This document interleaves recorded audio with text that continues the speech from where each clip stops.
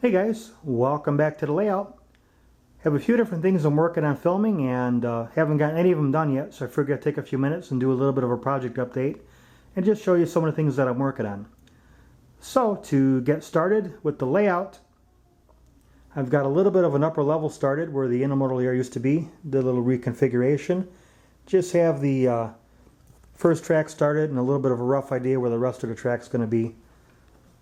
The climb behind it's been reconfigured and installed. I'll show a more in-depth layout update down the road, but that's up and powered, ready to go. A little bit of a rework of the track configuration here in the back by the triple crossover.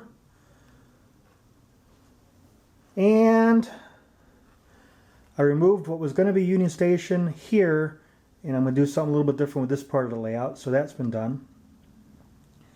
Have a Chicago Metro bi-level car I'm working on. I'm going to probably show that one a little bit more detail here coming up in a moment. And I have a Hawthorne BNSF switcher I'm working on with an ESU decoder. Decoder is probably have to go back for warranty repair. The sound's not working. It's getting really hot. And these normally run a bit warm, but it's about to fry, I think. So I'm going to get that back on a warranty and get that installed. That's going to be a neat project, and that's almost done. So I'm probably going to show this guy here, and then we'll wrap it up, and hopefully I'll have some more videos for you soon. A few months back, Josh from NS Modeler 24 put together a really nice series on the Chicago Metro bi-level car. I grew up just outside the city of Chicago, and it's an area I'm modeling on the railroad, so I figured I'd pick one up. The car comes as a kit, and it's from Island Model Works. Hopefully the camera picks it up okay. There it is, shown on the inside of the car. And it's a injection mold kit. And as you can see, it's a little rough on the bottom. And I got to pop the windows out. Not a big deal. It's nothing an X-Acto knife couldn't do. So we'll clean it up. It comes with the typical green window sets that you would see on the Chicago cars. So we'll cut those out and put them in. Comes with the base. Now this is a little flimsy, so I'll probably reinforce this with some styrene and before I install it in there. There's a couple of detail parts. A couple of them are brass, and the rest are same type of plastic that the rest of the kit comes with.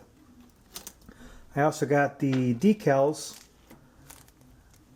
that come with this. Oops. This is the cab car, so I got the cab car detail sets for them. Now the trucks really aren't anything special.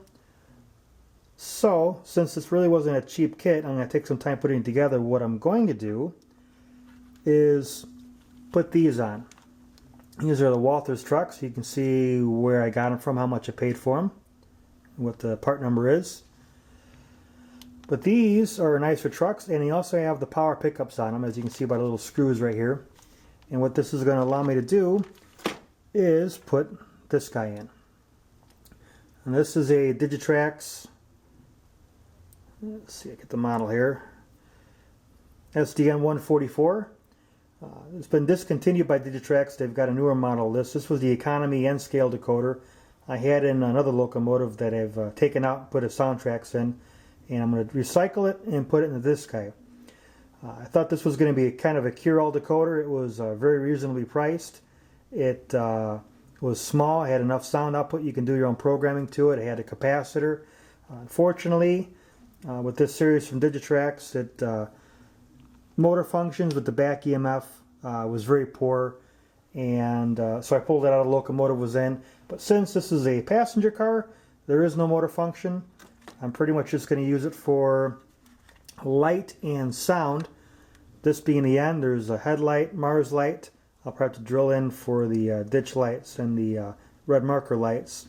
So I'll put that all in here, wired into the what's now the 8-pin harness. I'll remove the plug from the harness. I'll snip these off and I'll plug the wires in from there. And since there's enough room in here, I'll put the speaker in there somewhere, and I may even put a light bar in there or some LEDs throughout the car to illuminate the interior of the car. So this is what I'm working on next.